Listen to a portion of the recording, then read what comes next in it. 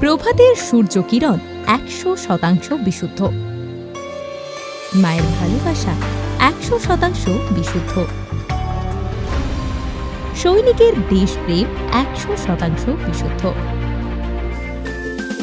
পূর্তি বনস্পতি ও পূর্তি refined soybean oil 100% বিশুদ্ধ। পূর্তি রান্নাকে আমাদের তরফ থেকে আমরা বরণ করে নিচ্ছি তাপসবাবু।